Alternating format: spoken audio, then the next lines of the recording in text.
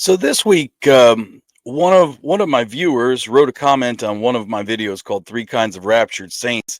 It's from Denise McCaskill, who writes in, Derek, can you please show me where in the Bible it says that there will be 7 years of tribulation / wrath? I doubt you can find one scripture. This would make a great study. Praying hands.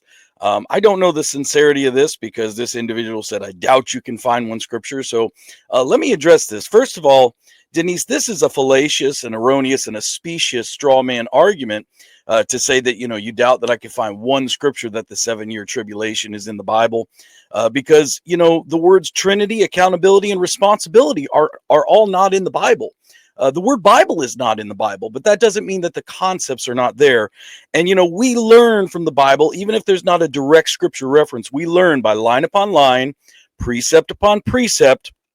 So let's go. Let's see what does the Bible say that would indicate to us that there will be a 7 year tribulation. First of all, in Deuteronomy 15:1, it tells us at the end of every 7 years, you shall grant a release of debts.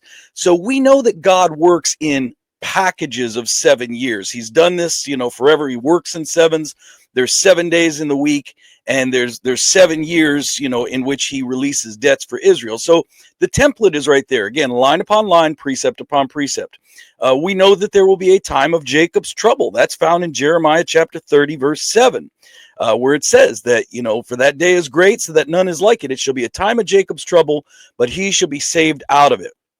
But where we get this 7 year tribulation from, we really need to go to Daniel chapter 9, verses 24 through 27. And we see there 70 weeks are determined for your people and your holy city to finish the transgression, to make an end of sins, to make reconciliation for iniquity, to bring in everlasting righteousness, to seal up vision and prophecy, to anoint the most holy. So we're talking about this time of Jacob's trouble.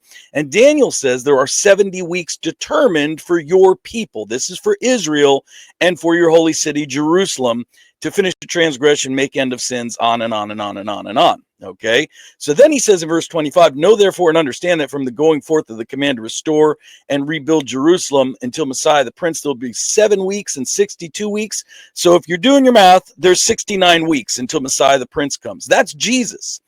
Then after the 62 weeks, Messiah shall be cut off. That happened. And so then in 9:27, it says, then he shall confirm a covenant with many for 1 week. Now, if you don't believe that Jesus is the Messiah, okay, you don't have to believe that those 69 weeks have already transpired. If you believe that Jesus is Messiah, you have to understand that 69 weeks of years have already transpired. There's 1 week or 7 years remaining. And so there's your answer.